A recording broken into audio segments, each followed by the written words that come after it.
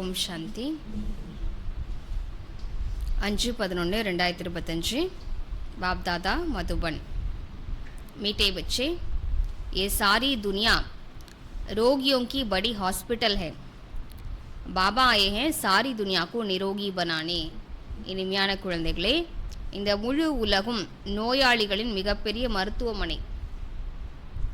தந்தை வந்திருப்பதே முழு உலகையும் நோயற்றவராக ஆக்குவதற்காக. உலகமே என்னவா இருக்கு? நோயாளிகளோட ஹாஸ்பிட்டலாக இருக்குன்றார், மிகப்பெரிய ஹாஸ்பிட்டலாக இருக்கு. தந்தை இப்போ எல்லாரையுமே நோயற்றவராக ஆக வந்திருக்கிறாரு. प्रश्न, कौन सी स्मृति रहे तो कभी भी मुरझाई स्वाद दुख की लहर नहीं आ सकती है। எந்த ஒரு நினைவு இருந்தால் ஒரு போதும் ஒரு வாட்டமோ துக்கத்தின் அலையோ உங்ககிட்ட வர முடியாது. எந்த ஒரு நினைவு இருந்தா எந்த ஒரு வாட்டமோ துக்கத்தின் அலை உங்ககிட்ட வர முடியாது. என்ன நினைவு இருக்கணும் துக்கம் வராம இருக்கிறதுக்கு? பாபா நினைவு.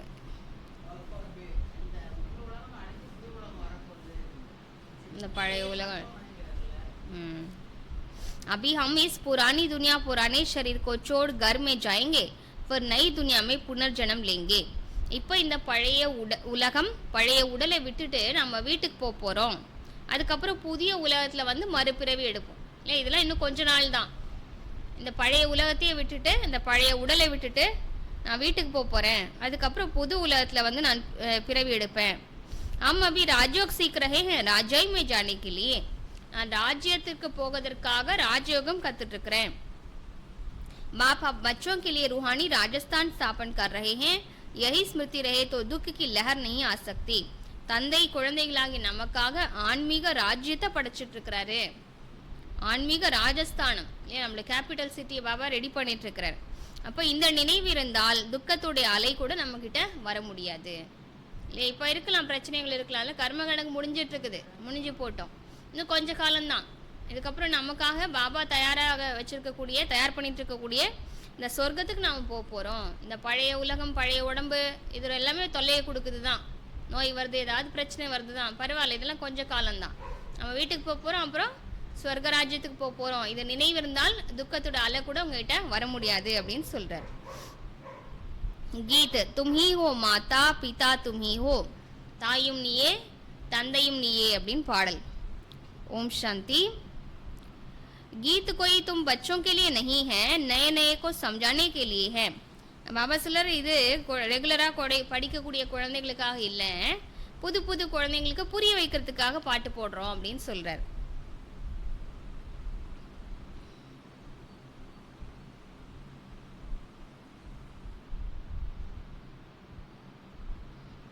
ऐसे भी नहीं कि यहाँ सब समझदार ही हैं, नहीं, बेसमझ को समझदार बनाया जाता है.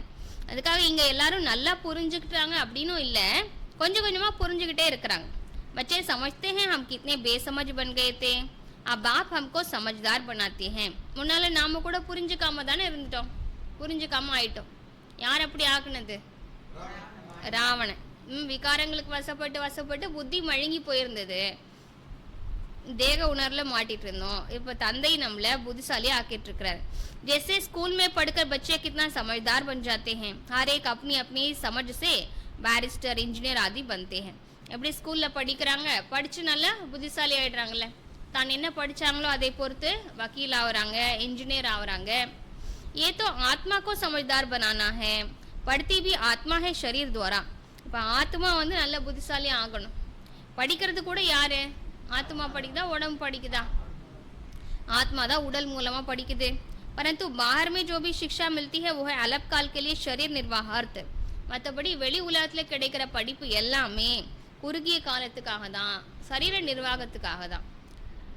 बल कोई कन्वर्ट भी करते हैं, हिंदुओं को क्रिश्चियन बना देते हैं, किस लिए? थोड़ा सुख पाने के लिए. இப்போ உலகத்தில் மதம் மாற்றவும் செய்கிறாங்க, இந்துக்களை கிறிஸ்தவர்களாகவும் ஆக்குறாங்க. எதற்காக? அவங்க ஏன் கிறிஸ்துவர் தர்மத்துக்கு போகிறாங்க? கொஞ்சம் சுகத்தை அடைவதற்காக. இல்லையா, அங்கே கொஞ்சம் வசதி இருக்கும், கொஞ்சம் பணம் காசு கிடைக்கும், அதுக்காக முக்கியமாக அது மாதிரி தான் ஆசை காமிச்சு கூப்பிட்டு போகிறாங்க. पैसे नौकरी आदि सहज मिलने के लिए आजीविका के लिए இல்லை யாராவது நான் உங்களுக்கு வேலை ஏற்பாடு பண்ணி தரேன் அப்படின்னு கன்வெர்ட் பண்ணுறாங்க. अब तुम बच्चे जानते हो हमको पहले पहले तो आत्माभिमानी बनना पड़े. இப்போ குழந்தைங்க தெரிஞ்சுக்கிறீங்க, முதல்ல நாம் ஆத்மாபிமானி ஆகணும். இதுதான் முக்கியமான விஷயமே. ये है मुख्य बात क्योंकि ये है ही रोगी दुनिया, ऐसा कोई मनुष्य नहीं जो रोगी नहीं बनता हो. இதுதான் முக்கியமான விஷயம். ஏன்னா இந்த உலகமே நோயாளி உலகம்ன்றார். யாருக்காவது நோய் இல்லாமல் இருக்கா? யார் ஒருத்தருக்காவது நோய் இல்லாதவங்க இந்த உலகத்தில் யாருமே கிடையாது. कुछ ना कुछ होता जरूर है. ये सारी दुनिया बड़े से बड़ी हॉस्पिटल है जिसमें सब मनुष्य पतित रोगी हैं. எல்லாருக்கும் எல்லாருக்குமே ஏதாவது சின்னதாவது ஏதாவது நோய் இருந்துக்கிட்டு தான் இருக்கு. இந்த மொத்த உலகமே மிகப்பெரிய ஒரு மருத்துவமனை.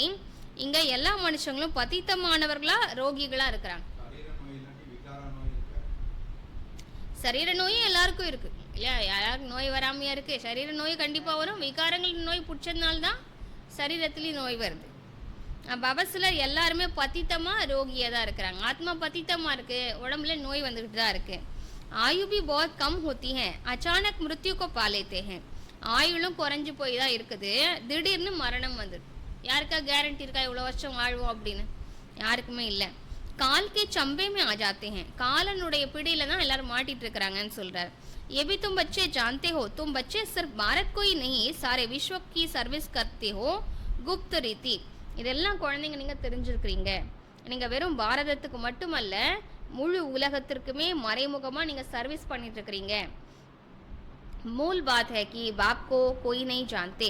முக்கியமான விஷயம் என்னன்னா தந்தை யாரும் தெரிஞ்சுக்கல. இப்போ அவங்களுக்கு எல்லாருக்கும் போய் சொல்லணும் இல்லையா? அந்த சொல்லக்கூடிய சேவையும் நம்ம பண்ணுறோம்.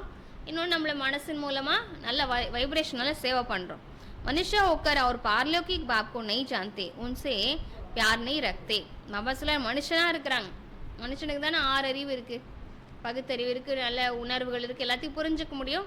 ஆனால் பரலோக தந்தையை பற்றி தெரிஞ்சுக்கலன்னா அப்போ மனுஷ பிறவி எடுத்துன பலன். அதனால பாபா சிலர் அவரை பற்றி தெரிஞ்சுக்கல, அவரை உண்மையாக நேசிக்கிறதும் இல்லைன்றார். அதனால் நீங்கள் தான் அவங்களுக்கு சொல்லி புரிய வைக்கணும். अब बाप कहते मेरे साथ प्यार रखो, मेरे साथ प्यार रखते रखते तुमको मेरे साथ ही वापस चलना है. இப்போ தந்தை சொல்றாரு என் மீது அன்பு செலுத்துங்க, என்ன நேசிங்கன்னு சொல்றாரு. ஒரு ஒரு அவ்யக்த முறையில் சொல்லியிருந்தார், மேரேமே ஃபஸ்ஸோனா என்னில் மாட்டிக்கோங்க. மனுஷங்க எங்கெங்கேயோ புத்தி மாட்டிக்குது, யார் யார் மேலேயோ பற்றுதல் வந்துடுது. சரி பற்றுதல் இருக்கிற பழக்கம் இருக்குதா, சரி என் மேலே பற்று வைங்களேன்னு சொல்கிறார். ஏன் மனுஷங்கள்லாம் விடுங்க, நானும் ஆத்மா தானே, அவர் பரம ஆத்மா. நீங்கள் ஆத்மாவை தான் நேசிக்கிறேன், உடம்பு நேசிக்கிறது இல்லைல்ல. உடம்பு அழியக்கூடியது, ஆத்மாவை நேசிக்கிறீங்க. இப்போ நானும் ஆத்மா தானே, நான் பரமாத்மா, நான் எவ்வளோ உயர்ந்தவன், நான் எவ்வளோ பரிசுத்தமானவன், என்னை நேசிங்களேன்னு சொல்கிறார். எண்ணில் மாட்டிக்கோங்க, அப்போ நீங்கள் கரை சேர்ந்துடலாம். மனுஷங்க கிட்ட மாட்டிக்கிட்டா, புத்தி மனுஷங்கிட்ட மாட்டிக்கிட்டா துக்கம் தான் கிடைக்கும், நம்ம கரை சேரவும் முடியாது. இந்த உலக கலியுக உலகத்திலேயே உழன்று கொண்டு இருக்க வேண்டியதான் நம்ம. அப்புறம் தண்டனை அடைஞ்சு தான் வீட்டுக்கு போகணும். எப்படியாவது வலுக்கட்டாயமாக விடுவித்து பாபா கூண்டு போக வேண்டியதாக இருக்கும். அதுக்கு பதிலாக இப்பயே புத்தி பாபா கிட்ட மாட்டிக்கிச்சுன்னா அவர் ஈஸியாக கரை சேர்த்துருவார். உங்களை என் கண்ணுக்குள்ளே வச்சு கூண்டு போகிறேன்னு சொல்கிறாலே, அவ்வளோ ஸ்மூத்தாக நான் கூண்டு போயிடுறேன்றார். ஏன்னா பாபாவை நினச்சி ஆத்மா தூய்மையாயிடும், நம்ம பாவ கணக்கெலாம் மன்னிக்கப்படும். அப்போ இப்போ என்ன பண்ணலாம், இந்த ஒரு பிறவி தான் அவரை நேசிக்கணும்னு சொல்லி இன்றைக்கும் அதான் சொல்கிறார். என் மேலே அன்பு வைங்க, என் மேலே அன்பு வச்சு கடைசியில் என் கூடவே நான் உங்களை வீட்டுக்கு கூண்டு போயிடுவேன். அவர் அதான் விருப்பப்படுறார். யாருக்கு எந்த குழந்தையும் எந்த அடி உதவியும் வாங்காமல் நான் பத்திரமா கூண்டு போடணும்னு நினைக்கிறாரு. ஆனால் நம்ம தான் என்ன பண்ணுறோம், பழைய சம்ஸ்காரத்தில் மாட்டிக்கிட்டு கொஞ்சம் கொஞ்சம் அடி வாங்கிட்டு அப்புறம் போகிறோம். जब तक वापस चलो तब तक इस चीची दुनिया में रहना पड़ता है. நம்ம சிலர் வீட்டுக்கு போகிற வரைக்கும் இந்த பழைய உலகத்தில் சீச்சியான உலகத்தில் வாழ்ந்து தான் ஆகணும். पहले पहले तो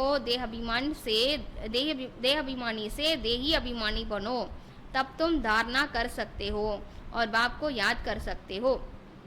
முதல் ஸ்டெப்பு என்னதுன்னா தேக அபிமானத்தை விடுங்க. நான் இன்னாரு, நான் இதான் என்னுடைய தோற்றம், நான் இவ்வளோ படிச்சிருக்கிறேன், இந்த பதவியில் இருக்கிறேன், நான் இந்த வேலை செய்கிறேன், இதெல்லாம் நினைவுகளை கடந்து ஆத்மா, நான் ஒரு ஆத்மா இந்த ரோலில் இருக்கிறேன், நான் ஆத்மா இந்த வேலையை செய்ய வச்சுட்ருக்கிறேன். முதல்ல ஆத்மா அபிமானி ஆகுங்கன்றார். ஆத்மாவுடைய உண்மையான குணங்களை வெளிப்படுத்துங்க, அதான ஆத்மாபிமானி நிலை. ஆத்மாபிமானி நிலைன்னா நான் இந்த உடம்பு இல்லை, நான் ஒரு ஆத்மான்னு நினைக்கிறது. இன்னொன்று ஆத்மாவுடைய உண்மையான குணங்களுடைய சொரூபமாக இருக்கிறது, அதான் ஆத்மாபிமானி நிலை. அப்போ பாபா சொல்கிறாரு, நீங்கள் முதல்ல தேக அபிமானத்தை விட்டு ஆத்ம அபிமானி ஆகுங்க. அगर देही अभिमानी नहीं बनते तो कोई काम के नहीं. தேகி அபிமானியா ஆகலைன்னா ஒன்றும் பலனே இல்லைன்றார். நம்மளுடைய முயற்சி தொடங்கவே தொடங்காது. देह अभिमानी तो सब हैं. तुम समझते भी हो कि हम आत्माभिमानी नहीं बनते, बाप को याद नहीं करते, तो हम वही हैं जो पहले थे. இந்த உலகத்தில் எல்லாரும் தேக அபிமானிகள் தான். அதான் முக்கியமான பிரச்சனையே. தேக அபிமானம் விடுபடுறது ரொம்ப கஷ்டமாக இருக்குது. நீங்கள் புரிஞ்சிருக்கிறீங்க, நமக்கே தெரியுது நம்மளுக்கு ஏன் சரியாக யோகா வர மாட்டேங்குதுன்னா நம்ம ஆத்மாபிமானி ஆக மாட்டோம். அதனால சரியாக பாபாவை நினைக்க முடியல. அப்போ முன்னால் இருந்த மாதிரியே தான் இருக்கிறோம். மூல் பாத் ஹி ஹே தேஹி அபிமானி பண்ணேக்கி. இப்போ அடிப்படையான விஷயமே என்னது? தேகி அபிமானி, அதாவது ஆத்ம அபிமானியாக தேகத்தை தரித்த ஆத்மா நான் அந்த உணர்வில் இருப்பது. நாக்கி ரச்சனா கோ ஜானே கி गाया भी चाहता है रचता और रचना का ज्ञान. அப்போ படைப்பை பற்றி சரியாக தெரிஞ்சுக்கணும். படைத்தவர் மற்றும் படைப்பை பற்றிய ஞானம் இது. ऐसे नहीं कि पहले रचना फिर रचता का ज्ञान कहेंगे, नहीं, पहले रचता वही बाप है. முதல்ல படைப்பை பற்றி பாபா சொல்லலை, முதல்ல படைச்ச தன்னை பற்றி சொல்றார். முதல்ல படைத்தவர், அப்புறம் படைப்பு. படைச்சவர் தானே படைப்பு படைக்கிறாரு. படைப்பவர் அவர்தான் தந்தை. கஹாபி ஜாத்தா ஹே காட் ஃபாதர். எல்லாருமே அவரை தந்தைன்னு சொல்றாங்க, ஏ இறை தந்தைன்னு சொல்றாங்க. वो आकर तुम बच्चों को आप समान बनाते हैं. அவர் வந்து இப்போ குழந்தைகளாகியவங்களை தனக்கு சமமாக ஆக்குறாரு. बाप तो सदैव आत्माभिमानी ही है, इसलिए वो सुप्रीम है. ஆனால் அவர் எப்போதும் ஆத்மாபிமானி தான்.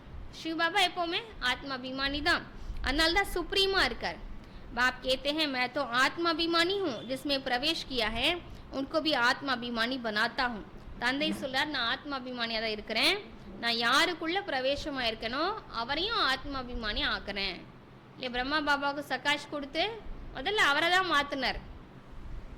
इनमें प्रवेश करता हूँ इनको कन्वर्ट करने, क्योंकि ये भी देहाभिमानी थे. इनको भी कहता हूँ अपने को आत्मा समझ मुझे यथार्थ रीति याद करो. நான் இவருக்குள்ள பிரவேசமாகி இவரை மாத்துறேன். இவருக்கும் நான் என்ன சொல்றேன், நீ தேக அபிமானத்தை விடு, ஆத்மாபிமானி ஆகுன்னு யாருக்கு சொல்றாரு? முதல்ல பிரம்மா பாபாவுக்கு சொல்றாரு. தன் ஆத்மான்னு புரிஞ்சுக்கிட்டு அர்த்தத்தோடு என்ன நினைன்னு சொல்றாரு. ऐसे बहुत मनुष्य हैं जो समझते हैं आत्मा अलग है, जीव अलग है, आत्मा देह से निकल जाती है, तो दो चीज हुई ना. உலகத்துலேயும் அப்படி சிலர் புரிஞ்சுக்கிறாங்க, ஆத்மா வேற உடம்பு வேற, வேற வேற ரெண்டு பொருள். ஆத்மா உடம்பு விட்டு போயிடுச்சுன்னா இது வேற அது வேற தானே. பாப் समझाते हैं तुम आत्मा हो, आत्मा ही पुनर्जन्म लेती है. தந்தை புரிய வைக்கிறாரு, நீங்க ஆத்மா இல்லை உடம்பா? உடம்பு ஜட பொருள்ல, இந்த ஜடமா நான் இருப்பதை என்னால் உணர முடியுதுல்ல, என்னால் உணர முடியுதுன்னா நான் ஆத்மா தான். இப்போ பாபா புரிய வைக்கிறார், நீ தான் ஆத்மா. ஆத்மா தான் மறுபிறவி எடுக்குது. ஆத்மா ही शरीर लेकर पाठ बजाती है. ஆத்மா தான் உடலை எடுத்து இப்போ ரோல் ப்ளே பண்ணிட்டு இருக்குது. பாபா बार बार समझाते हैं अपने को आत्मा समझो, इसमें बड़ी मेहनत चाहिए. மீண்டும் மீண்டும் தந்தை புரிய வைக்கிறாரு, தன்னை ஆத்மான்னு புரிஞ்சுக்கோங்க. இது ஈஸியாலாம் இந்த நிலை வந்துடாது. வெறும் மேலோட்டமாக ஏதோ முயற்சி பண்ணிட்டு நான் நல்ல முயற்சி பண்ணிட்டேன்னு நினைக்காதீங்க. இதில் மிகப்பெரிய உழைப்பு தேவைப்படுது. அப்போ தான் நல்லா வந்து நம்ம ஆத்மாபிமான நிலையிலேருந்து அந்த ஆன்மீக சுகத்தை அனுபவம் பண்ண முடியும், யோகத்துடைய சுகத்தை அனுபவம் பண்ண முடியும். जैसे स्टूडेंट पढ़ने के लिए एकांत में बगीचा आदि में जाकर पढ़ते हैं, पादरी लोग भी घूमने जाते हैं तो एकदम शांत रहते हैं. பாபா சொல்றாரு, இந்த உழைப்பு என்பது ஒவ்வொருத்தரும் தனக்காகன்னு தனிப்பட்ட முறையில் பண்ணி ஆகணும். இல்லையா? எவ்வளோதான் கமெண்ட்ரி போட்டு கேட்டாலும் இல்லை மற்றவங்க யோகா பண்ண வச்சாலும் தான் செய்கிற முயற்சி மாதிரி வராது இல்லையா? அப்போ என்ன பண்ண சொல்கிறார் பாபா?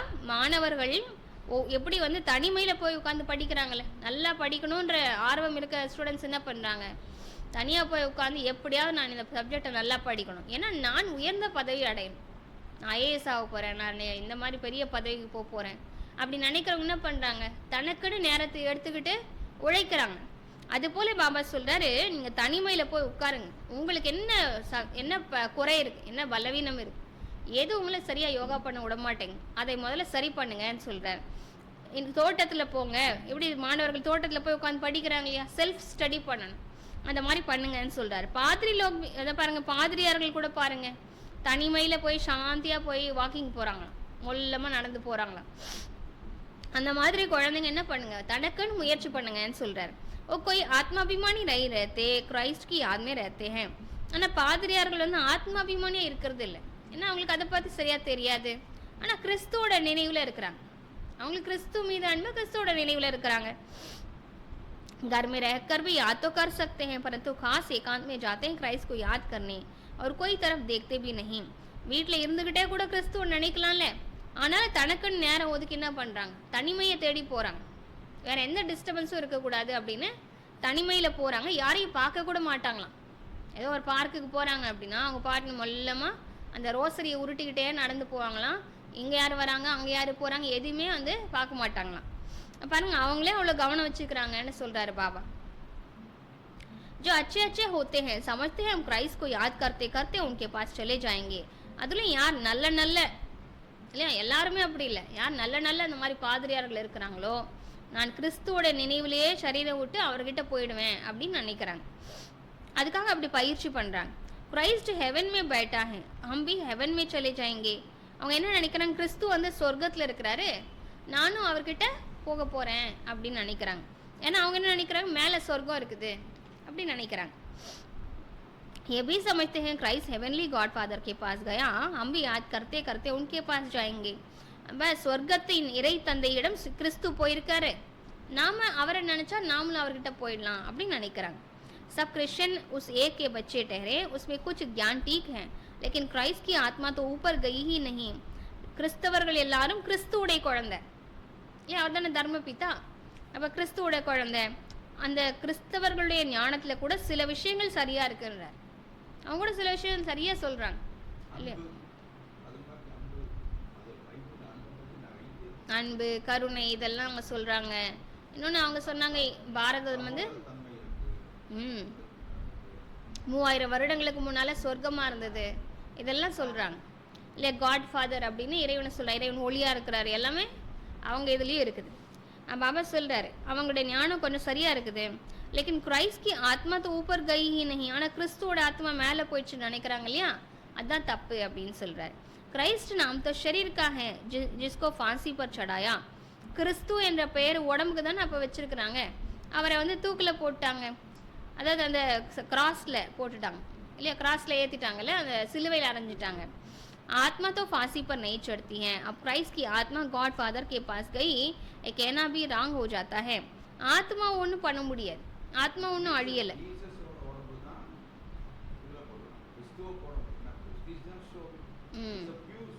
ஆமாம், அப்போ அந்த தண்டனையெல்லாம் அனுபவிச்சது கிறிஸ்துவோட ஆத்மா கிடையாது, இயேசு.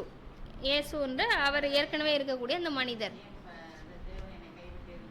ஆமாம், அப்போ கிறிஸ்துவோட ஆத்மாவுக்கு அது அனுபவம் ஆகிறது இல்லை.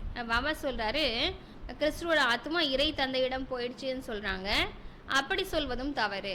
கிறிஸ்துவோட ஆத்மாவும் என்ன பண்ணுறாரு, அடுத்த பிறவி எடுக்க போயிடுறாரு. முதல் பிறவி தான் தர்மத்தை படைக்கிறாரு, அடுத்தடுத்து அப்போ வந்து பியோர் சோலாக இருக்கிறாரு, அவர் தாயுடைய கருவில் வர்றதில்லை. அடுத்தடுத்த பிறவி எடுக்கும் போது தாயுடைய கருவில் போய் அடுத்தடுத்த பிறவி எடுக்கிறாரு. இப்போ பாபா சொல்கிறாரு ஆத்மா அழியறது இல்லை, ஆத்மா வீட்டுக்கும் போக முடியாது இல்லை, நடுவில் வீட்டுக்கு போக முடியாது. இந்த ட்ராமா முடிஞ்சாதான் போக முடியும். அடுத்தடுத்த பிறகு எடுக்கிறாங்க. அரேக்கோ ஸ்தாப்னா फिर पालना जरूर करनी होती है. அப்போ கிறிஸ்துவோட ஆத்மா எங்கே போயிருப்பாரு, பாபா சொல்றார் எந்த தர்மத்தை அவர் படைச்சாரோ அந்த தர்மத்தை பாலனை பண்ணிட்டு இருப்பார். அடுத்தடுத்த பிறகு எடுத்து அந்த தர்மத்தில் ஒரு பெரிய தலைவராகி அவர் வந்து பாலனை பண்ணிட்டு இருப்பாருன்னு சொல்றாரு. मकान को पोताई आदि कराई जाती है, ये भी पालना है ना. இப்படி வீடு கூட கொஞ்சம் பழசாக அதை ரிப்பேர் பண்ணுறாங்கல்ல, அது கூட பாலனையை போல தானே.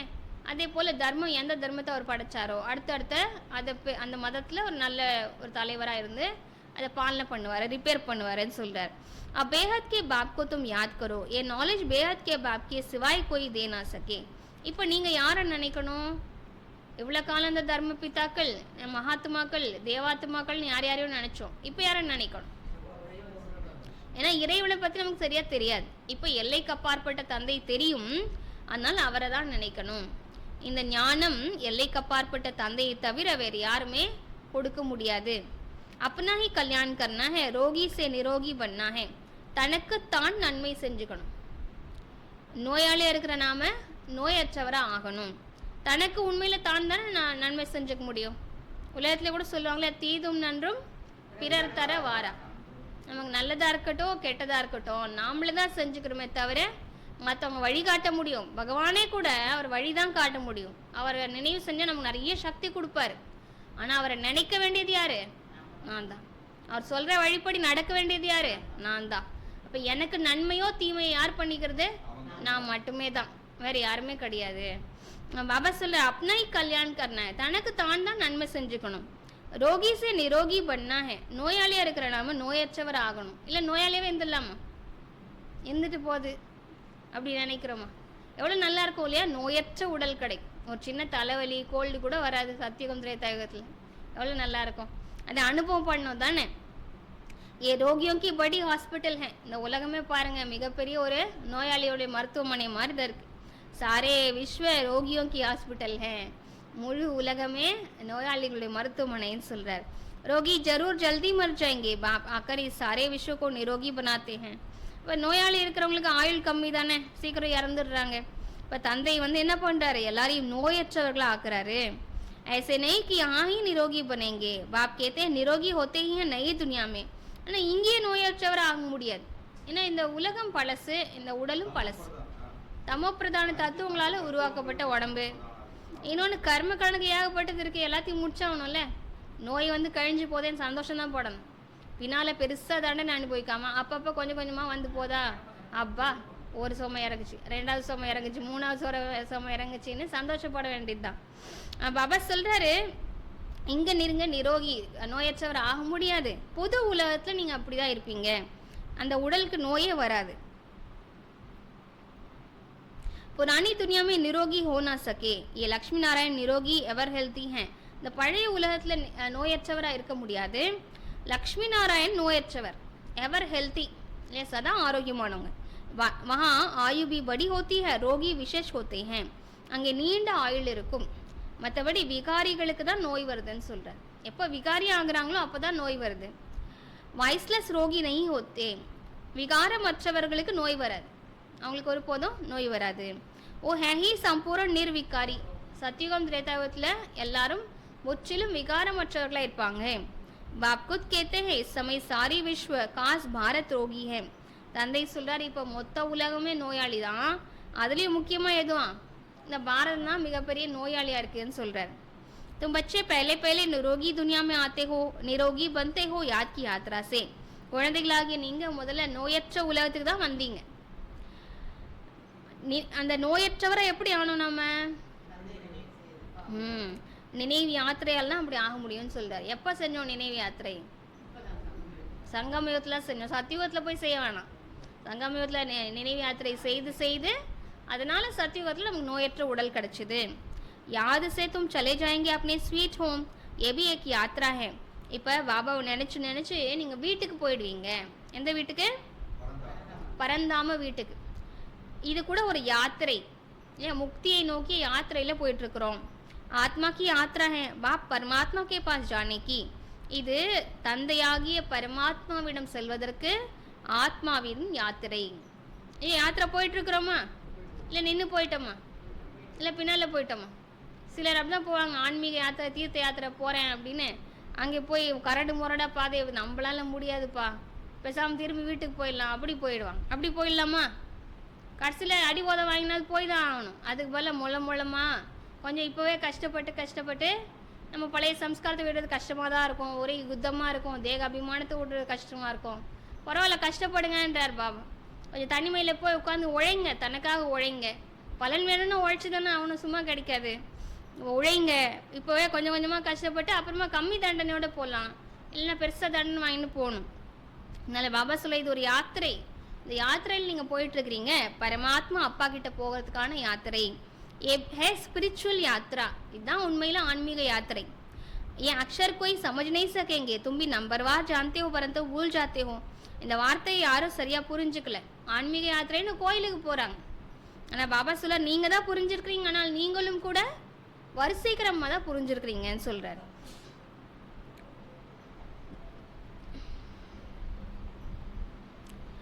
ये अक्षर कोई समझ नहीं सकेंगे. मूल बात है ये, समझाना भी बहुत सहज है. முக்கியமான விஷயமே இதுதான். நீங்கள் ஆன்மீக யாத்திரை பற்றி மற்றவங்களுக்கு புரிய வைக்கணும். புரிய வைக்கிறது ஈஸி தான்.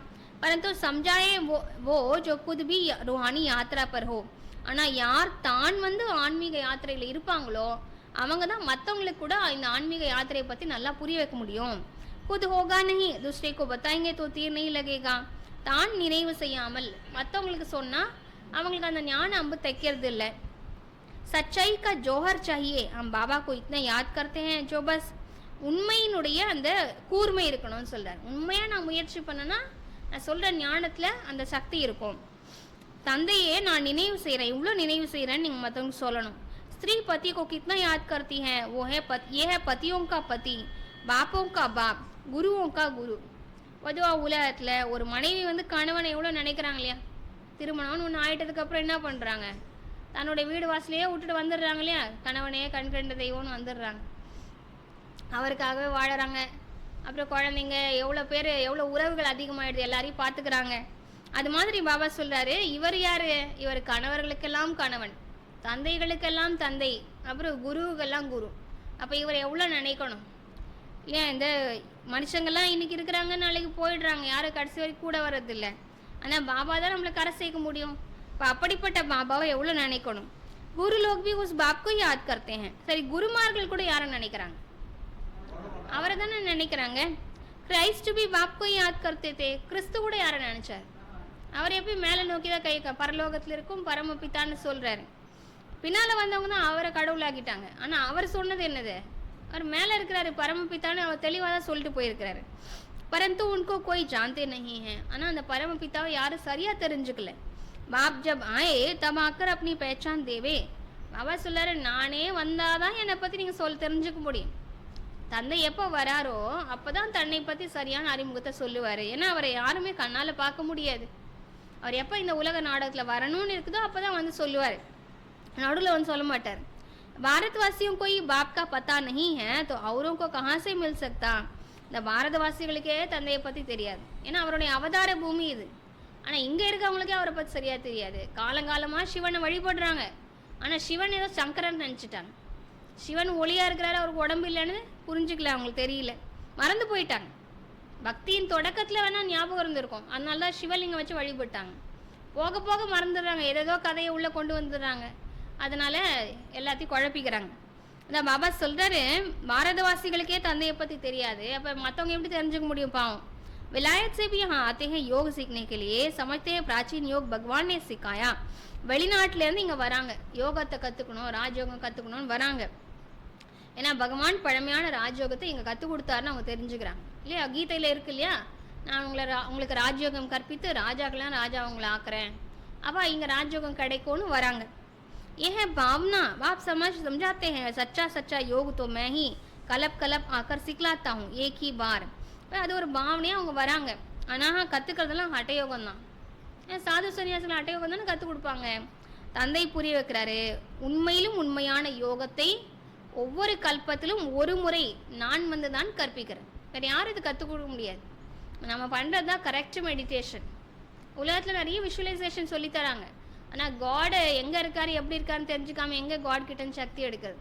இப்போ பாபா அதே பகவானே தான் வந்து சொல்லித்தராரு. தன்னை தொடர்பு கொள்ளும் விதிமுறையை இறைவன் தானே வந்து சொல்லித்தராரு.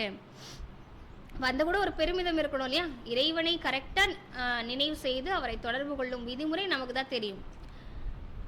मुख्य बात है अपने को आत्मा समझ बाप को याद करो, इसको ही रूहानी योग कहा जाता है. இதில் முக்கியமான விஷயம் என்னன்னா, தன்னை ஆத்மான்னு முதல்ல புரிஞ்சுக்கிட்டு தந்தையை நினைவு செய்யணும். இதுதான் ஆன்மீக யோகம் அப்படின்னு சொல்லப்படுது. பாக்கி சபை ஜிஸ்மானி யோக், மற்றபடி மீதி எல்லாம் உலகாயத நினைவு தான். நம்ம பொதுவாக யோகாவில் தான் இருக்கிறோம். யாரை நினைக்கிறோமோ அவங்களோட நினைவின் தொடர்பு இருக்குது. மனுஷங்களை நினைக்க அந்த யோகத்தில் இருக்கிறோம். இறைவனை நினைப்பது தான் ஆன்மீக யோகம் அப்படின்னு சொல்கிறார். பிரம்ம से योग रखते हैं वो भी बाप तो नहीं है. சாது சன்னியாசிகள் என்ன பண்ணுறாங்க? பிரம்ம தத்துவத்தை நினைக்கிறாங்க, அந்த செம்பு நிறமான ஒளியாலான தத்துவத்தை நினைக்கிறாங்க. பாபா சொல்ல, இந்த பிரம்மம் கூட தந்தை இல்லையே, அது நம்ம வசிக்கிற இடம். பிரம்ம தோ மகதத்துவ ஹே ரஹ்னே கா ஸ்தான், அது மகா தத்துவம்னு சொல்லப்படுது. இந்த உலகத்தில் 5 தத்துவங்கள் இருக்குது, அது மேலே இருக்கிறது 6வது தத்துவம்னு சொல்லப்படுது. அது நீங்கள் வசிப்பதற்கான இடம். तो राइट एक ही बाप है. அப்போ சரியாக உண்மையை சொல்கிறவரே ஒரே ஒரு தந்தை தான். एक बाप को ही सत्य कहा जाता है, ये भी भारतवासियों को पता नहीं कि बाप ही सत्य कैसे है. ஒரு தந்தை தான் சத்தியமானவர். ஆனா பாரதவாசிகளுக்கு அந்த தந்தை எப்படி சத்தியத்தை சொல்றாருன்னு தெரியல. वही सचखंड की स्थापना करते हैं. सचखंड और झूठखंड, அவர் தான் சத்தியமான கண்டத்தை படைக்கிறாரு. சத்தியமான கண்டம் போலியான கண்டம்னு ரெண்டு இருக்கு. அதான் இதுதான் சத்தியமான கண்டமா இருந்தது, அப்புறம் போலியான கண்டமா ஆயிடுச்சு. तुम जब सचखंड में रहते हो तो वहाँ रावण राज्य ही नहीं होता, आधा कल्प बाद रावण राज्य झूठ खंड शुरू होता है. நீங்கள் எப்போ சத்தியமான கண்டத்தில் இருக்கிறீங்களோ அங்கே ராவண ராஜ்யமே இருக்காது. அரை கல்பத்துக்கு அப்புறம் தான் ராவண ராஜ்யம் பொய்யான கண்டம் தொடங்குது. சச்கண்ட் பூரா சத்யுக் கோ கஹேங்கே, फिर झूठ खंड पूरा कलयुग का अंत. முழுமையான சத்தியமான கண்டம்னா சத்யுகம், முழுமையான பொய்யான கண்டம்னா கலியுகத்துடைய கடைசின்ற. கலியுகத்துடைய கடைசியில் முற்றிலும் பொய்யாயிடுது. அபி தும் சங்கம் பர் बैठे हो, நான் இதர் ஹோ நான் உதர் ஹோ. இப்போ நீங்கள் எங்கே உட்காந்துருக்குறீங்க? ரெண்டுத்துக்கு நடுவில் உட்காந்துருக்கீங்க. இங்கேயும் கிடையாது அங்கேயும் கிடையாது, நடுவில் உட்காந்துருக்குறோம். தும் ட்ராவல் கர் ரஹே ஹோ, ஆத்மா ட்ராவல் கர் ரஹி ஹை, ஷரீர் நஹி. இப்போ நீங்கள் யாத்திரை போயிட்டுருக்குறீங்க. இங்கேருந்து கலியுகத்திலேருந்து சத்தியுகத்தை நோக்கி யாத்திரை போயிட்டுருக்குறோமா? ஆத்மா தான் ட்ராவல் பண்ணுதான். இந்த ட்ராவல் வந்து ஆத்மா பண்ணுது, உடம்பு பண்ணலை. நம்ம பக்தி மார்க்கத்தில் உடல் மூலமாக யாத்திரை போகணும் இல்லையா? சிலர் நடந்து போவாங்க, சிலர் பஸ்ஸில் போவாங்க. ஆனால் நாம் இப்போ ஆத்மா நினைவுனால யாத்திரை போதே தவிர உடம்பு மூலமாக போகல. பாப் ஆக்கர்க்கு யாத்திரை கர்னா சிக்கலாத்தே ஹே, யஹாं से वहाँ जाना है. இப்போ இந்த யாத்திரையை தந்தை வந்து கற்பிக்கிறாரு. ஏன்னா நம்ம இப்போ ப்ராக்டிக்கலாக இங்கேருந்து அங்கே போயாகணும். எங்கேருந்து எங்கே போகணும்? கலியுகத்துலேருந்து சத்தியுகம் போகணும். நடுவில் எங்கே போயிட்டு போவோம்? ரூட்டு கரெக்டாக போகணும் இல்லையா? அந்த ரூட்டுக்கு போக முடியாது. அதான் பாபா சொல்கிறார், இங்கேருந்து நீங்கள் பரந்தாம போவீங்க, அந்த ரூட்டு வழியாக தான் சத்தியுகத்துக்கு போக முடியும்னு சொல்கிறார். तुमको ये सिखलाते हैं, எப்படி இங்கேருந்து அங்கே போகிறதுன்னு உங்களுக்கு நான் கற்றுக் கொடுக்குறேன். वो लोग फिर स्टार्स मून आदि तरफ जाने के ट्रैवल करते हैं. अभी तुम जानते हो उनमें कोई फ़ायदा नहीं. உலகத்தில் அறிவியலறிஞர்கள் இருக்கிறாங்க, அவங்க நிலாவில் நட்சத்திரத்துலாம் போகணுன்னு முயற்சி பண்ணுறாங்க. பாபா சொல்கிறாரு, எவ்வளோ தான் முயற்சி பண்ணாலும் அதனால் என்ன பலன் இருக்குது? அங்கே போய் வாழ முடியுமா? அவங்க அப்படி நினைக்கிறாங்க, அங்கே கூட பிளாட்டு போட்டு விற்றுடலாம் அப்படின்னு நினைக்கிறாங்க. ஆனால் அங்கே போய் வாழ முடியாதுல்ல. அவங்களே எவ்வளோ கஷ்டப்பட்டு இவ்வளோ பெரிய ஜர்க்கின்லாம் போட்டுன்னு போகிறாங்க. அப்போ கூட அங்கே நிற்க முடியல, பறந்துக்கிட்டே இருக்கிறாங்க, மிதந்துக்கிட்டே இருக்கிறாங்க. அங்கே போய் எப்படி வாழறது இல்லை? அப்போ எவ்வளோ பணம் வேஸ்ட்டு தானே. அதான் பாபா புரிய வைக்கிறார். அதனால பெருசாக பலன் இல்லை. இன் சீஸோ செய் சாரா வினாஷ் ஹோத்தா ஹை. கடைசியில் இந்த அறிவியலுடைய சக்தியால் தான் மொத்தமாக வினாசம் ஆகிடுது இல்லையா? அணுகுண்டு தயாரிச்சுக்கிறாங்க, அறிவியல் தானே தயாரிச்சிருக்குது. அதை வச்சு என்ன பண்ணிடுறாங்க? எல்லாத்தையும் வினாசம் பண்ணிடுறாங்க. பாக்கி ஜோ பி இத்தனி மெஹனத் கர்த்தே சப் வியர்த்து. மற்றபடி இவ்வளோ உழைக்கிறாங்க. ஸ்டாரில் என்ன இருக்குது, மூணில் என்ன இருக்குது, ஒரு விஞ்ஞானி அனுப்புனாங்க, அவங்கள திரும்ப கூட்டின்னு வரத்துக்கு எவ்வளோ செலவாச்சு. இப்போ இதெல்லாம் எவ்வளோ செலவு? பாபா சொல்ல இதெல்லாம் வேஸ்ட்டு அப்படின்னு சொல்கிறேன். तुम जानते हो ये सब चीज़ें जो साइंस से बनती हैं वो भविष्य में तुम्हारे ही काम आएंगी. ஆனால் இப்போ இந்த அறிவியலை நீங்கள் கற்றுக்குறீங்க இல்லையா, இது எதிர்காலத்தில் உங்களுக்கு உதவும் இல்லை? இப்போ கலியுக கடைசியில் அறிவியல் பீக்கில் இருக்குது. இது நீங்கள் கற்றுப்பீங்க, அது சத்தியுகத்தில் உங்களுக்கு யூஸ்ஃபுல்லாக இருக்கும்னு சொல்கிறார். ये ड्रामा बना हुआ है, बेहद का बाप आकर पढ़ाते हैं तो कितना रिगार्ड रखना चाहिए. ட்ராமா பாருங்கள் எவ்வளோ கரெக்டாக இருக்குது. இது உலகம் முடிய போது அந்த நேரத்தில் அறிவியல் கூட பீக்கில் இருக்குது. ஏன்னா அதோட எல்லா வசதிகளையும் அது கொடுக்குது.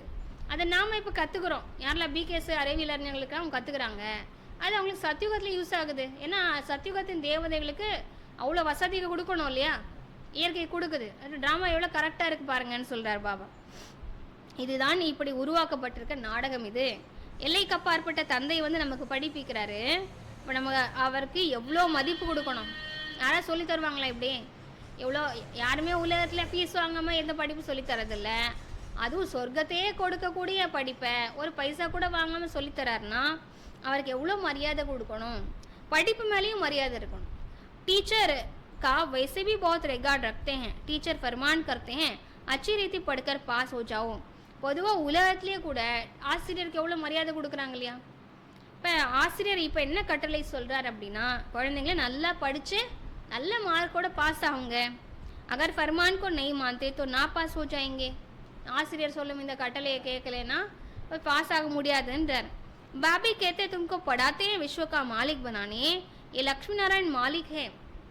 தந்தை சொல்றாரு, இந்த உலகத்திற்கே அதிபதிகளை ஆக்குவதற்கு நான் உங்களுக்கு கல்வி கற்பிக்கிறேன். சாம்பிள் காட்டுறாரு பாருங்க. இந்த லக்ஷ்மி நாராயண் பாருங்க, அவங்க கோயிலில் போய் பார்த்தா எப்படி இருக்குது? அவங்க கடைசி பிறவில இருக்கிறாங்க. ஆனால் அவங்க கோயிலில் பாருங்க இன்றளவும் செல்வம் கொழிக்குது. எத்தனையோ தேவதைகள் இருக்கிறாங்க, ஆனால் லக்ஷ்மி நாராயண் கோயிலில் தான் என்ன ஆகுது?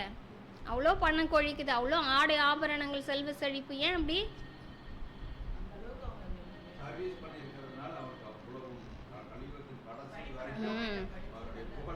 அவங்க நல்லா அவ்வளோ முயற்சியும் பண்ணியிருக்கிறாங்க, அவ்வளோ சேவையும் பண்ணியிருக்கிறாங்க. அதனால இன்றளவும் அவங்களுக்கு அவ்வளோ மதிப்பு கொடுக்கப்படுது. அதான் பாபா சொல்றாரு பாருங்க, இந்த லக்ஷ்மி நாராயண் சாம்பிள் காட்டுறாரு. இவங்கள போல நீங்கள் ஆக போறீங்க. இப்படி உலகத்திற்கே எஜமானர்களாக இவங்க இருந்தாங்க, அவங்கள போல நீங்களும் ஆகணும் தானே. பல பிரஜாபி மாலிகே பரந்து தர்ஜே போத்தேன்னா, சத்தியுகத்தில் பிரஜைகள் கூட எஜமானர்கள் தான். யாரும் வந்து அங்கே ஏழ்மை நிலையில் இருக்க மாட்டாங்க. எல்லாருக்கும் எல்லாமே கிடச்சிருக்கும். இவங்களுக்கு அதிகமாக இருக்கும், ராஜா ராணிக்கு அதிகமாக இருக்கும், இவங்களுக்கு கொஞ்சம் கம்மியாக இருக்கும். அவங்களோட ஒப்பிடும் போது இவங்களுக்கு கொஞ்சம் கம்மி. ஆனாலும் பதவி என்ன வித்தியாசம் தானே. என்னதான் எல்லாம் கிடச்சிருந்தாலும் பதவி வித்தியாசம் இருக்குல்ல. பாரத்வாசி பி சப் கேத்தே ஹேனா மாலிக் ஹே. இந்த பாரதத்தில் இருக்கவங்களும் என்ன சொல்கிறாங்க? பாரதத்துக்கு நாங்கள் எஜமானர்கள் அப்படின்னு சொல்கிறாங்கல்ல. கரீப் பி பாரத் கா மாலிக் அப்னே கோ சம்ஜேகா. இந்த பாரதத்தில் ஏழையாக இருந்தால் கூட நான் இந்த பாரதத்துக்கு எஜமானன் அப்படின்னு நினைக்கிறேன். ஏன்னா சுதந்திர தேசம் இது, இந்த பாரதத்துக்கு நாங்கள் எஜமானர்கள் அப்படின்னு சொல்கிறாங்க.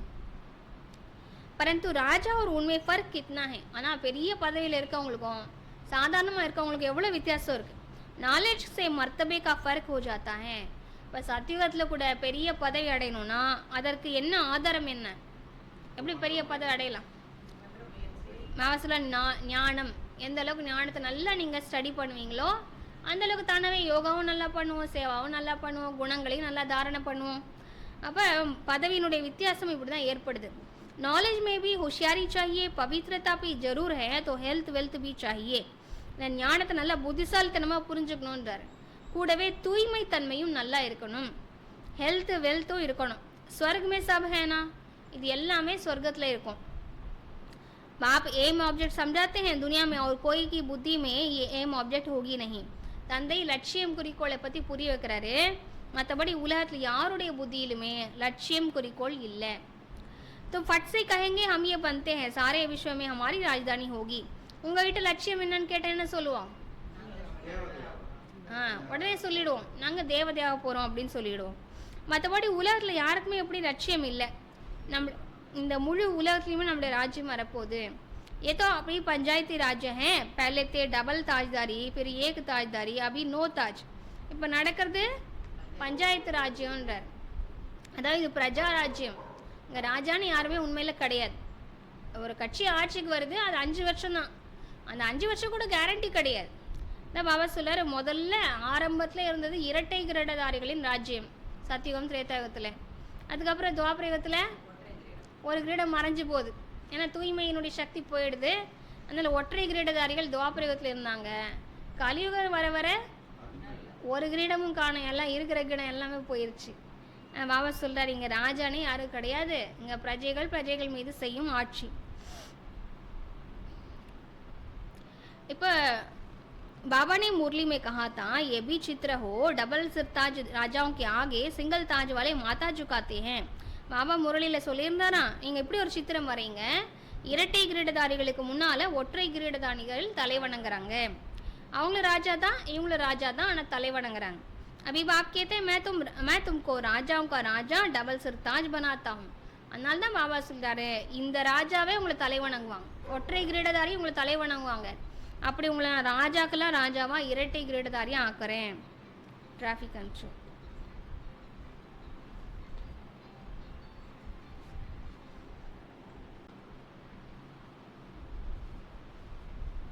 वो है अलग काल के लिए, यह है 21 जन्मों की बात. அப்போ உலக விஷயங்கள் எல்லாமே குறுகிய காலத்துடையதான். இது 21 பிறவிகளுக்கான விஷயம். पहले मुख्य बात है पावन बनने की, बुलाते भी हैं आकर पतितों को पावन बनाओ. முக்கியமான விஷயமே தூய்மையாவது தான். ஏன்னா உலகத்தில் அழைக்கிறதே பதித்தமான எங்களை தூய்மையாக்க வாங்கன்னு தான் கூப்பிடுறாங்க. ऐसे नहीं कहते कि राजा बनाओ, अभी तुम बच्चों को कहा है बेहद का संन्यास. யாருமே வந்து எங்களை ராஜாவாக்க வாங்கலாம் கூப்பிடுறது இல்லை, எங்களை தூய்மையாக்க வாங்கன்னு தான் கூப்பிடுறாங்க. இப்போ தந்தை சொல்கிறாரு, உங்களுடையது எல்லைக்கு அப்பாற்பட்ட சந்நியாசம். இஸ் துனியா से ही चले जाएंगे अपने घर. ஏன்னா உண்மையில எல்லாத்தையும் துறந்து போய் ஆகணும், வீட்டுக்கு போய் ஆகணும். எதையா தூக்கின்னு போக முடியுமா? எனக்கு இந்த பொருள் ரொம்ப பிடிச்சிருக்கு பாபா, நான் இதை எடுத்துன்னு வரேன் மேலே பறந்து வந்து சொல்ல முடியுமா? இந்த உடம்பையே விட்டுட்டு தான் போய் ஆகணும். फिर हेवन में आएंगे, अंदर में खुशी रहनी चाहिए, जबकि समझते हैं हम घर जाएंगे फिर राजाई में आएंगे, फिर मुरझाइस दुख आदि ये सब क्यों होना चाहिए? பாபா சொல்கிறாரு, நீங்கள் சொர்க்கத்துக்கு வர போகிறீங்க, அதை நினைங்களேன். இந்த பழைய நரகத்தை விட்டு போகிறதுக்கு இன்னத்துக்கு உங்களுக்கு கவலை? எவ்வளோ குஷி இருக்கணும் உங்களுக்கு. நான் வீட்டுக்கு போக போகிறேன், அப்புறம் ராஜ்யத்தில் வர போகிறேன். அப்போ எவ்வளோ முகமாட்டமே இருக்கக்கூடாது. துக்கத்தில் ஏன் இருக்கிறீங்கன்னு கேட்குறாரு. ஏதாவது பிரச்சனை வந்துச்சுன்னா எதுக்கு துக்கத்தில் மாட்டிக்கிறீங்க? நீங்கள் தான் சொர்க்கத்துக்கு போக போகிறீங்கல்ல. ஆமாம், ஆத்மா கர் ஜாயிங்கி ஃபிர் புனர்ஜனம் நை துனியாமே இலங்கி. நீங்கள் எதை நினைவு செய்யணும்? நான் ஆத்மா இப்போ வீட்டுக்கு போக போகிறேன், அப்புறம் என்னுடைய புதிய ராஜ்யத்துக்கு சொர்க்கத்துக்கு வர போகிறேன். பச்சோம் கோ ஸ்தாயி குஷி கியூ நஹி ரஹதி ஹை. இதெல்லாம் தெரிஞ்சிருந்தாலும் குழந்தைங்களுக்கு நிலையான குஷி ஏன் இருக்கிறது இல்லைன்னு கேட்குறாரு. ஏன்னா மனசை எங்கே செலுத்துகிறோமோ அதை அனுபவம் பண்ணுறோம். அந்த வாசல மனசு அதுலேருந்து விலக்கு, உனக்கு என்ன கிடைக்க போகுதுன்னு நினைன்னு சொல்கிறார்.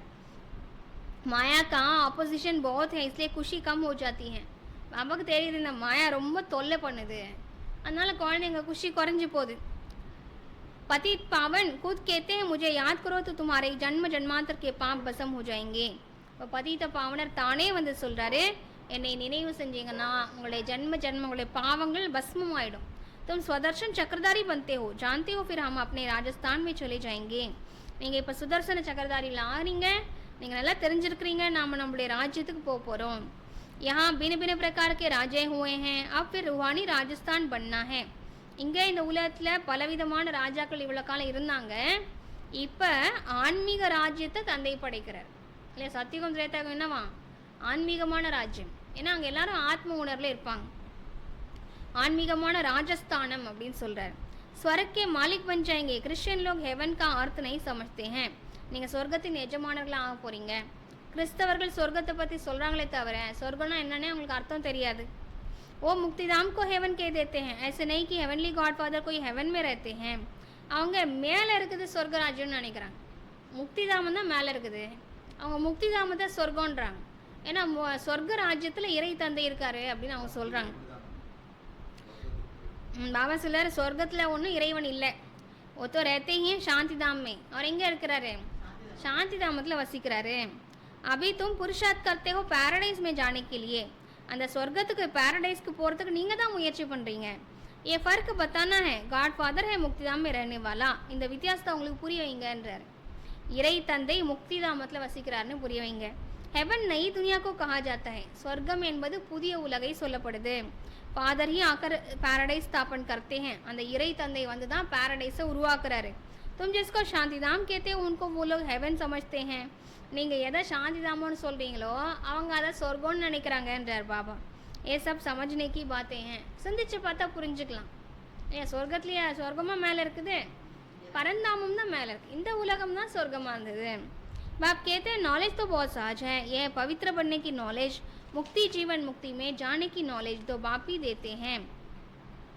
இது இந்த ஞானம் எளிதானது தான், ஆனால் இதுதான் தூய்மையாவதற்கான ஞானம், முக்தி ஜீவன் முக்தியை பெறுவதற்கான ஞானம். இதை தந்தை மட்டும்தான் சொல்ல முடியும்.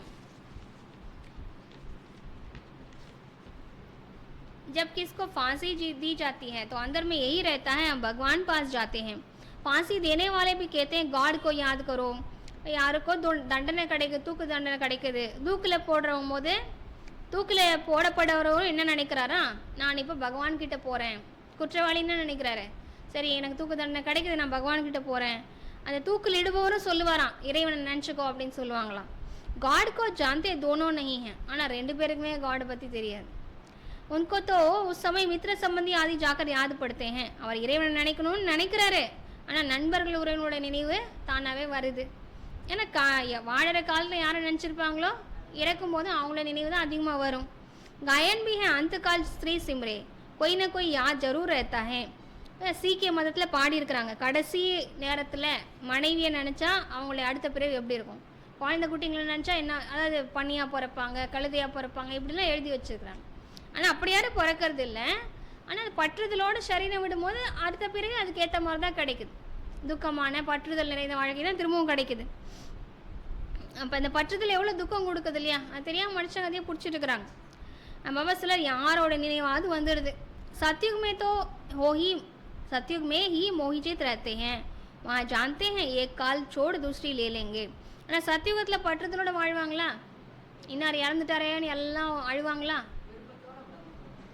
இறந்து போகிறவனும் அழமாட்டாரு, சுற்றி இருக்கவங்களும் அழமாட்டாங்க. இங்கே இறந்து போகிறவனும் அழுகிறாரு, சுற்றி இருக்கவங்களும் அழுகிறாங்க. அவசியம் அங்கே பற்றுதலை வென்றவராக இருப்பாங்க. ஆனால் நான் ஆத்மா இந்த ஒரு தோலை விட்டுட்டு போய் இன்னொரு தோலை எடுத்துக்க போகிறேன் அப்படின்னு அவங்களுக்கு ஞாபகம் இருக்கும். वहाँ याद करने की दरकार नहीं, इसलिए कहते हैं दुख में सिमरन सब करें. यहाँ दुख है इसलिए याद करते हैं भगवान से कुछ मिले. அங்கே யாரும் கடவுளை நினைக்க போகிறதே இல்லை, ஏன்னா அங்கே துக்கமே இல்லை. இந்த உலகத்தில் துக்கமாக இருக்கிறதுனால கடவுளை நினச்சிட்டே இருக்கிறாங்க. वहाँ तो सब कुछ मिला ही हुआ है. हम तुम कह सकते हो हमारा उद्देश्य है मनुष्य को आस्तिक बनाना, धनी का बनाना. அந்த உலகத்தில் எல்லாருக்கும் எல்லாமே கிடச்சிருக்கும். யாராவது உங்களை கேட்டால் நீங்கள் சொல்லுங்கள், எங்களை குறிக்கோள் என்னென்னா மனிதர்களை ஆஸ்திகர்களாக ஆக்குவது, ஆதரவுற்றவர்களாக ஆக்குவது. அபி சப் நிதன்கே ஹே, ஏன்னா இப்போ எல்லாரும் ஆதரவற்ற அனாதைகளாக இருக்கிறாங்க. हम धन का बनते हैं, सुख शांति संपत्ति का वर्षा देने वाला बाप ही है. இப்போ நாங்கள் ஆதரவுற்றவர்களாக ஆக்குறோம் எல்லாரையும், அனாதையாக இருக்கிறவங்க எல்லாரையும் ஆதரவுற்றவர்களாக ஆக்குறோம். சுகம், அமைதி, செல்வ செழிப்பு, இந்த ஆஸ்தியெல்லாம் தந்தை தான் கொடுப்பார். इन लक्ष्मी नारायण की कितनी बड़ी आयु थी, ये भी जानते हैं. भारतवासियों की पहले आयु बहुत बड़ी रहती थी. இந்த லக்ஷ்மி நாராயணுக்கு எவ்வளோ ஆயுள் இருந்தது? 150 வருஷம் சராசரி ஆயுள். ஏன்னா பாரதவாசிகளுக்கு ஆரம்பத்தில் நீண்ட ஆயுள் இருந்தது. अब छोटी है, क्यों छोटी हुई है ये भी कोई नहीं जानते. இப்போ ரொம்ப கம்மியான குறைந்த ஆயுள் இருக்கு. ஏன் இந்த ஆயுள் குறைஞ்சி போச்சுன்னா யாருக்கும் தெரியல. तुम्हारे लिए तो बहुत सहज हो गया है समझना और समझाना. இப்போ உங்களுக்கு எல்லாம் புரிஞ்சு போச்சு. புரிஞ்சுக்கிறதும் ஈஸி, புரிய வைக்கிறதும் ஈஸி. सो भी नंबरवार है, ஆனால் வரிசை கிரமம் தான். समझानी हर एक की अपनी अपनी है, जो जैसे धारणा करते हैं ऐसे समझाते हैं. ஒவ்வொருத்தரும் புரிய வைக்கிறது வேறு வேறு விதமாக இருக்குது. எந்த அளவுக்கு ஞானத்தை நல்லா சிந்தனை பண்ணுவோமோ அந்த அளவுக்கு நல்லா ஈஸியாக புரிய வைக்கலாம். अच्छा मीठे मीठे सीखी लदे बच्चों प्रति माता पिता बाप दादा का याद प्यार और गुड मॉर्निंग. रूहानी बाप की रूहानी बच्चों को नमस्ते. हम रूहानी बच्चों की रूहानी बाप को याद प्यार गुड मॉर्निंग और नमस्ते. धारणेकाன मुख्य सारम முதல் पॉइंट, जैसे बाप सदैव आत्माभिमानी है ऐसे आत्माभिमानी रहने का पूरा पूरा पुरुषार्थ करना है. எவ்வாறு தந்தை சதா ஆத்மாபிமானியாக இருக்கிறாரோ அப்படி ஆத்மாபிமானியாக இருப்பதற்கான முழு முயற்சி செய்ய வேண்டும்.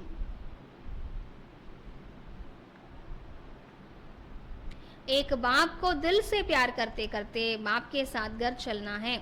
இப்போது ஒரு தந்தை மீது இதயபூர்வமான அன்பு வைத்து அவரோடு இணைந்து வீட்டிற்கு திரும்பி செல்ல வேண்டும். ஒரு தந்தை மீது இதயபூர்வமான அன்பு வைத்து அவரோடு இணைந்து வீட்டிற்கு செல்ல வேண்டும். ரெண்டாவது பாயிண்ட், बेहद के बाप का पूरा पूरा रिगार्ड रखना है, अर्थात बाप के फरमान पर चलना है. எல்லைக்கு அப்பாற்பட்ட தந்தை மீது முழுமையான மரியாதை வைக்க வேண்டும், அதாவது அவரது கட்டளைப்படி நடக்க வேண்டும்.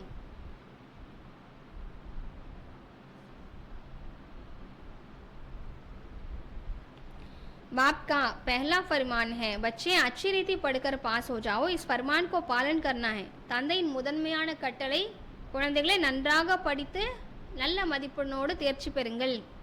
இந்த கட்டளை நிறைவேற்ற வேண்டும்.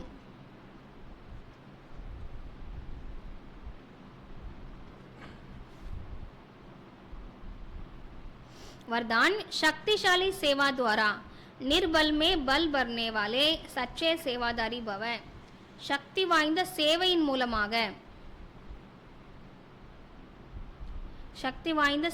மூலமாக பலமற்றவர்களுக்கு பலத்தை நிரப்பக்கூடிய, பலமற்றவர்களுக்குள்ளும் பலத்தை நிரப்பக்கூடிய உண்மையான சேவாதாரி ஆகுக.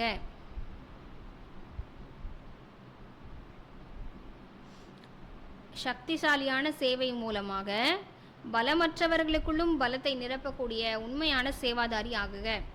இந்த விளக்கம், सच्चे सेवादारी की वास्तविक विशेषता है निर्बल में बल भरने के निमित्त बनना.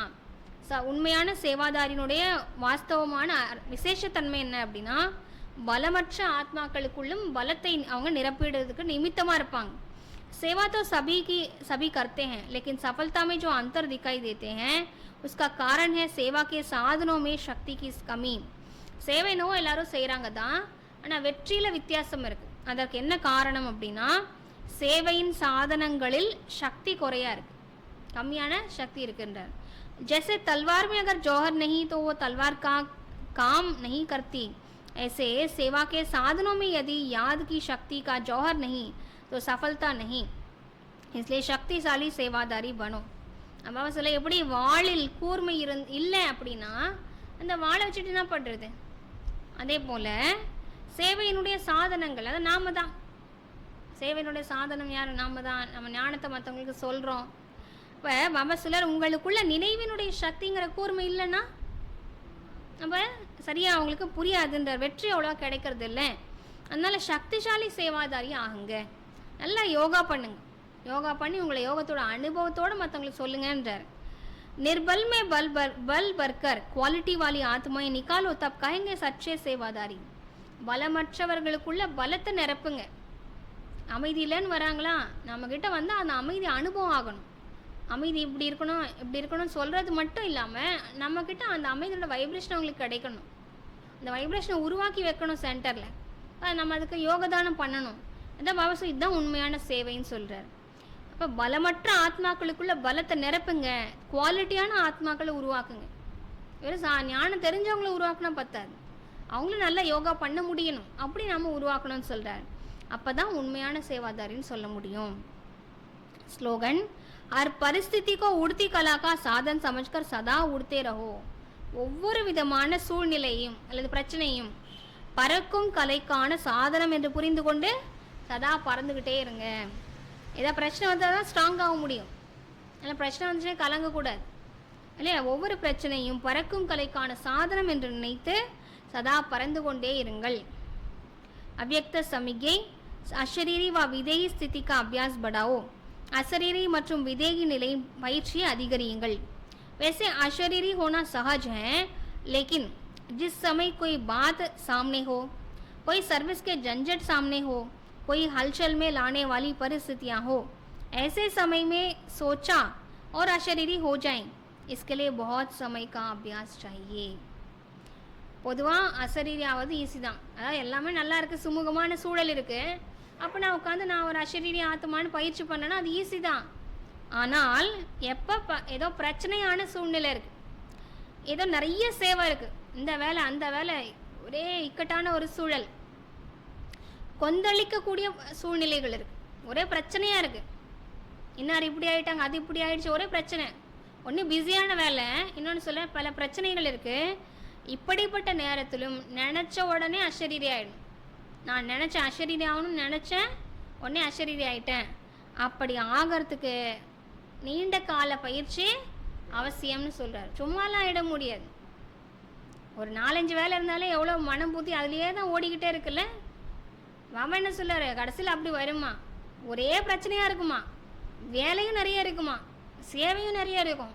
அப்படிப்பட்ட சூழலில் டக்குன்னு சரி சரீரத்தை விட்டு போகணும் அப்படின்னு என்ன ஆகணும், அசரீரி ஆகிடணும். எது எப்படி இருந்தாலும் நான் பாபாகிட்ட போகிறேன், ஆத்மா நான் பாபாகிட்ட போகிறேன், அந்த நினைவு இருக்கணும். இது இப்படி அது இப்படி இவங்களை யார் பார்த்துப்பாங்க, நான் வாங்கி போட்டதில் என்ன ஆகும், இப்படி ஏதாவது ஞாபகம் வரக்கூடாது. ஆனால் ஆசை பற்றுதலேருந்து அதான் ஞாபகம் வரும். பாபா சொல்கிறாரு, அப்போ நீண்ட காலில் பயிற்சி வேணும். பயிற்சி இல்லைன்னா நினச்ச உடனே அசரீரி ஆக முடியாது. सोचना और करना साथ साथ चले तब अंतिम पेपर में पास हो सकेंगे. நினச்சிங்க உடனே ஆயிட்டீங்க, அப்படி இருக்கணும். அது மாதிரி ஆகணும்னா அவ்வளோ பயிற்சி இருக்கணும். அப்போ தான் கடைசி நேர டெஸ்ட் பேப்பரில் பாஸ் ஆக முடியும். அப்போ அந்தளவுக்கு பயிற்சி இருக்கணும். இப்பயே பயிற்சி பண்ணணும். நான் எதையும் எடுத்துகிட்டு வரல, எதையும் எடுத்துன்னு போக போகிறது இல்லை, இதெல்லாம் டெம்ப்ரரி. ஸோ இதில் எவ்வளோ நம்ம விலகி இருந்து இதெல்லாம் பார்த்துக்கிறோமோ அந்தளவுக்கு நல்லது. ஸோ கவனம் கொடுக்கணும். ஏன்னா நீண்ட கால பயிற்சி அவசியம் அப்படின்னு பாபா சொல்கிறேன். ஓம் சாந்தி.